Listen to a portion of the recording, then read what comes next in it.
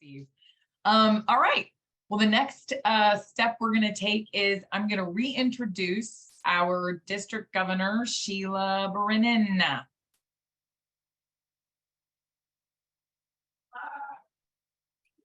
She's pointing the finger one moment. There we go. Okay, here I am, and I want to do this. I want to show you who popped in this morning. Can you see him? Paul Harris is here with I see him. us. So everybody be on your best behavior. He's right over my shoulder watching us. And he wants me to let you all know just how proud he is of everybody that is here today and what we are going through.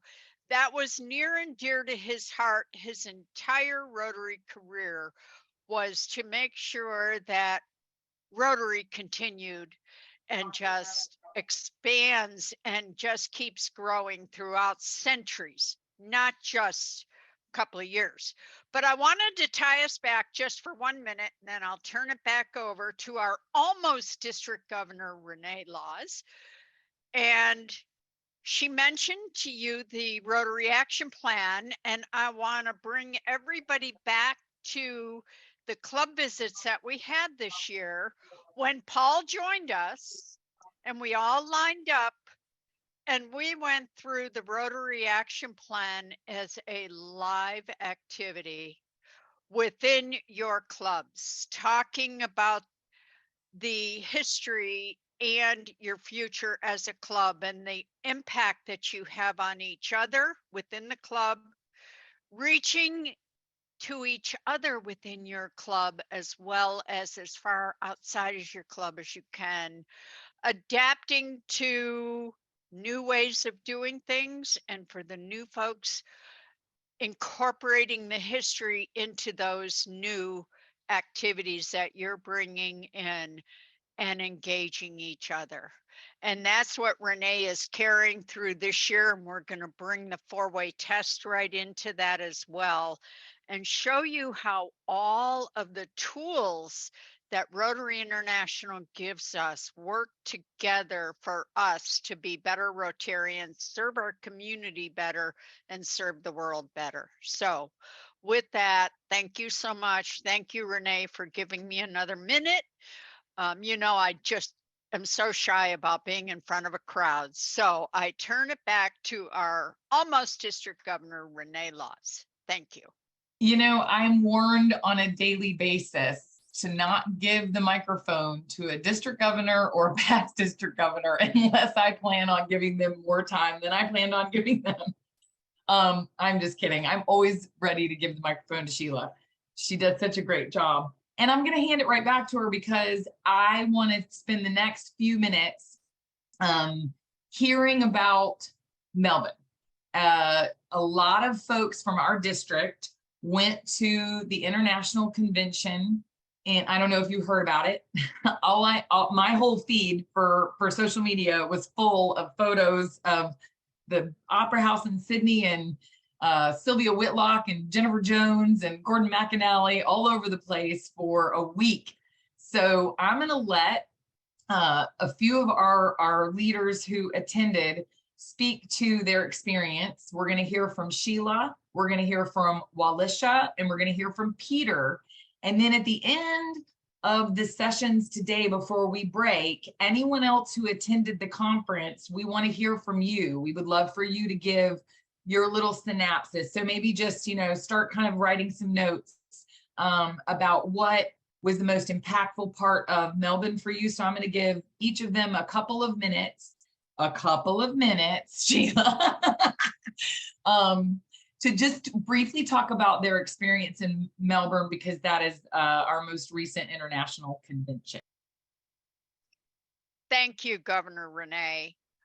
Melbourne was life-changing.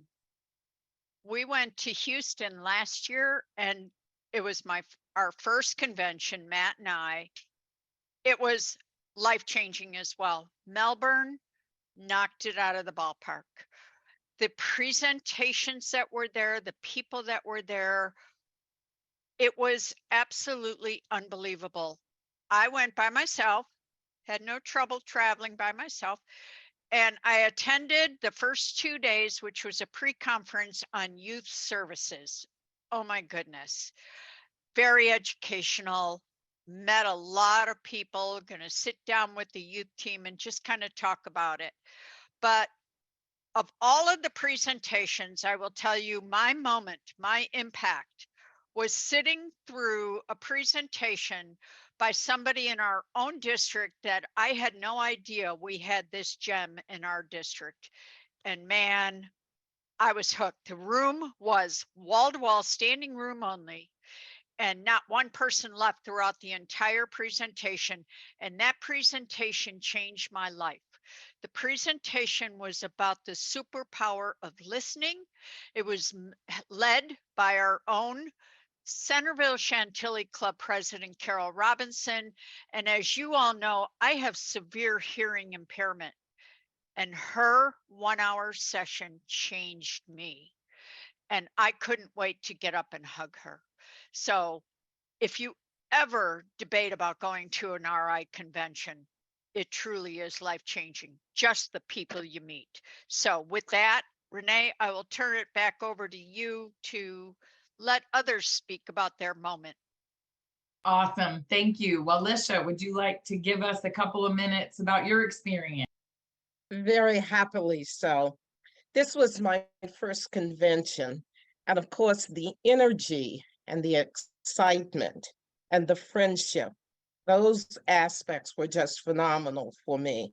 Of course, Melbourne is a wonderful city, and I had an opportunity to spend some extra days after the convention ended. But I want to, I guess, reiterate the comments that Sheila made about the listening breakout session given by my president, Carol Robinson. It was simply outstanding. And it was outstanding because it was rich in content. But in addition to being rich in content, there were hands-on application kinds of activities that were included in the presentation. So in addition to being wall to wall in attendance, people walked out of there with some very specific kinds of things that they could take back and use as you work to improve your club and to make sure that you're including people in participating in the club work and the club activities.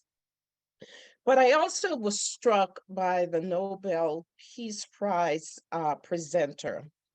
This woman was from Liberia and had worked with child soldiers as a counselor. And she had done or has done and continues to do a tremendous amount of work on peace. And she made some statements that resonated with me, and I'm going to share those with you. One of the things that she said that struck me is peace is not just the absence of war, but the presence of conditions that dignify all of us. She went on to say that she believes the focus or the main drive of Rotary should be to have situations that enable essential services for men, women, boys, and girls, so that these individuals can feel a sense of belonging and validation. And she said, I believe that is the Rotary dream. So I was struck by that. But I also went to a couple of other fantastic breakout sessions, building Rotary's public image, which was fantastic. And I'm not going to spend time going into detail to share with you the essence of that. And I also had an opportunity to attend a Shelter Box presentation. And if you go to the Rotary International website, you can see a summary of many of the activities and events that occurred. So I think you can tell it was a very rich experience for me. And I walked away certainly a better Rotarian, I think, having had that experience. So thank you for allowing me to share. Thank you so much, Dr. Gill. I appreciate your contributions this morning and all year long. I just want to bring up the fact that, well, Alicia has been our district trainer. So all of the preparatory sessions that we've had leading up into this moment, she has been a part of, as well as our producer cast. Just so many people have come together to help us make this happen. And I just want to highlight the fact that you've been leading the charge in this. So thank you so much for all your work this year. We're going to be ready for next year because partly because of your efforts. So thank you. And now, the last but not least, Peter, would you like to chime in with some of your experience that you had at the International Convention? Okay, well, what I want to do is hit a couple things that they didn't, which is, wasn't all just breakouts and things like that. They had some great breakouts. Our own DG nominee, Amelia, did one on the human trafficking, which was great. But there are a lot of post breakout sessions in the evenings, which were great to go to and made a lot of fun. So for instance, they had a host hospitality night if you'd signed up for it, which attendees went to Rotary clubs in the Melbourne area, and you met Rotarians locally and had dinner and did functions with them, which was outstanding. They had a Southland reception, which was over 400 people there. President Jennifer attended, as did a lot of the directors. So you got a chance to meet them, and you got a chance to meet Rotarians around the world. And that was actually hosted by districts in Zone 34. And then there were the streets of Melbourne. If you want to get a taste of restaurants, they set up where you went out and you were given little tokens. And they had them all. So it was kind of a buffet type thing where you could go to multiple restaurants and taste from food from each of them. But you also got to meet all these Rotarians there, because there were hundreds of Rotarians from around the world there doing the same thing. So the other interesting parts were, to me, you got some news. One of the news, when I went to the Rotary Foundation Donor Summit, was that, and for those of you who don't know, on the Peace Centers, the Thailand Peace Center is ending its affiliation with Rotary. So, but they have replaced it with a new Peace Center that's going to be in Istanbul, Turkey. So that's brand new, and that was put out, first put out right there at the international conference. So these are all things about going. Plus, if you went to the House of Friendship, I mean, there were all sorts of projects being displayed there. You had the RAGs, the Rotary Action Groups with booths. You had the Rotary Fellowships booths, and I actually helped at the Rotary Whiskey Fellowship, giving out some whiskey and people tasting it. So it was great times. It was an opportunity to have fun, meet a lot of different Rotarians. I believe there are about 14,000 Rotarians at this international conference and convention. So that's a huge thing for people to fully appreciate how large Rotary is and its ability to impact around the world. So those are my takeaways from it. I mean, if you get an opportunity, if you can't afford to go overseas, next time we have one in the States, go to the one in the States. If you have an opportunity to go to one overseas, definitely go, because you will have fun. It will definitely influence your thinking about Rotary and impact it. And I think you'll appreciate and really be inspired by everything that goes on there and the people that you'll meet. Thank you. Thank you so much, Peter.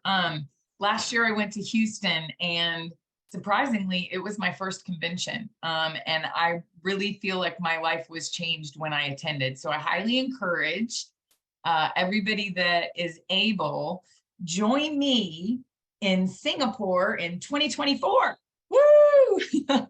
We can all celebrate that we created Hope in the World together in Singapore. So that is where the convention will be next year.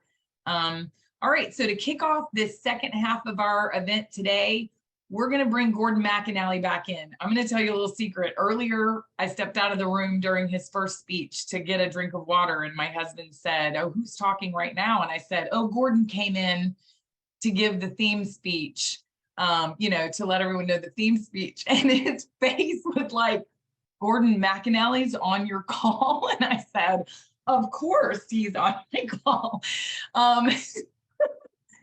So this video that I'm about to show you, I'll just clue you in.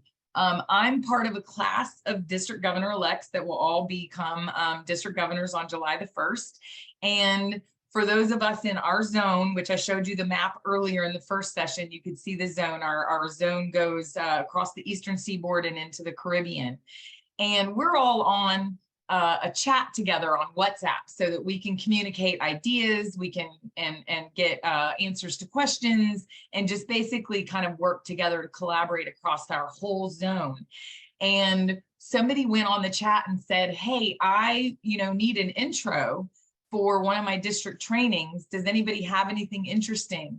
And someone said, well, a few of us had asked incoming President Gordon McInally to record like a welcome video to a district training, and it doesn't mention the district or anything, so any of you guys could use it. So I just want you to know this was not just for me. I would love to say Gordon McInally recorded this just for us, but he took the time out to welcome all of the folks that are going to be taking these various trainings around the zone. He did record this for us, and we all shared it. And so I'm not sure if we were really supposed to, but that's kind of what we do. Our class was like, put this out there, show all your Rotary members, it'll be so exciting. So this quick video is just a minute, and it's just a quick welcome. And then Kaz will tell us all what to do when we start to go into our breakout rooms. And we may be able to do that a little bit early so that we can get everyone sorted and settled, so that we can begin promptly at 11:30 in our rooms. So I'm going to give extra time for that transition. Here's the video. Greetings, my Rotary friends and family. It is my privilege and pleasure to welcome you to this district training event. I'd much rather be with you in person, but sadly, diary conflicts prevent that.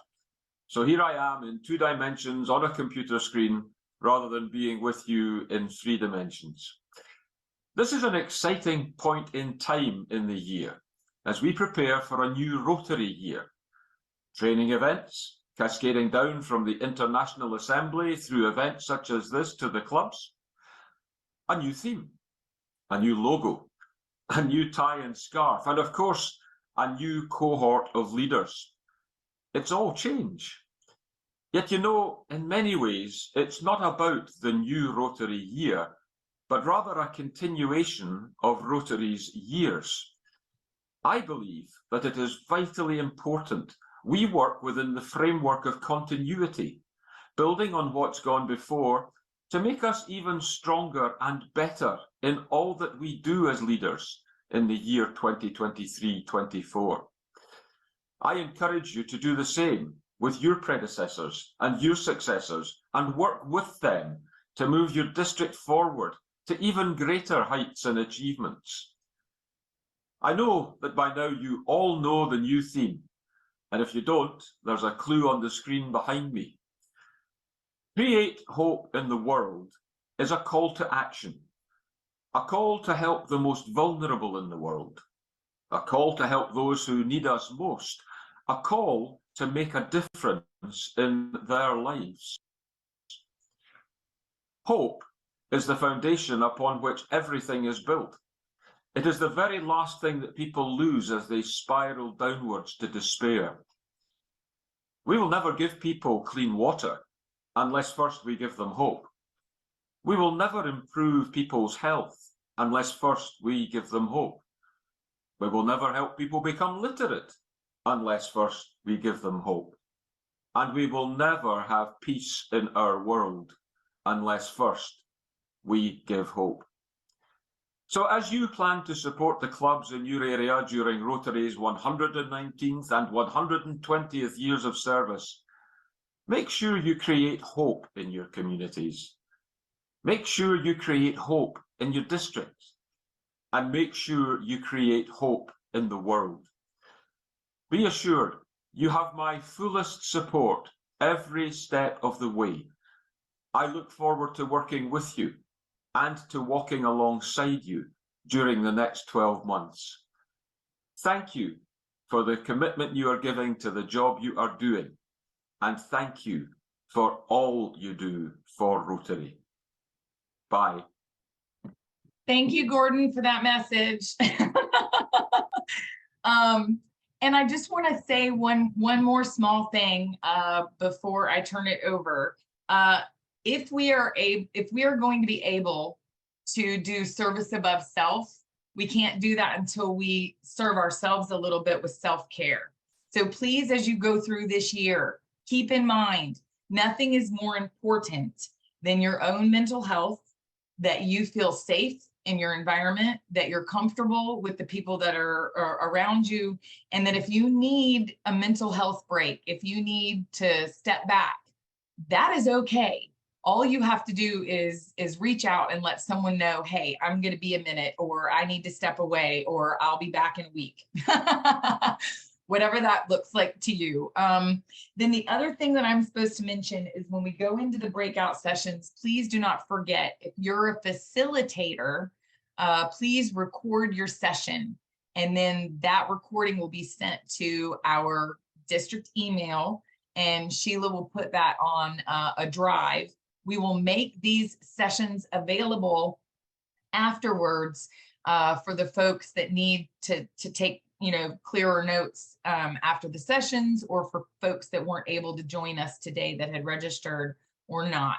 So we will provide those recordings later. This session's being recorded, but it is up to you guys. And if you're in a session, remind your facilitator if you don't see that recording button. Boy, you guys are going to have a dozen people reminding you to hit that record button. So with that, I'm going to turn it over to Dan so he can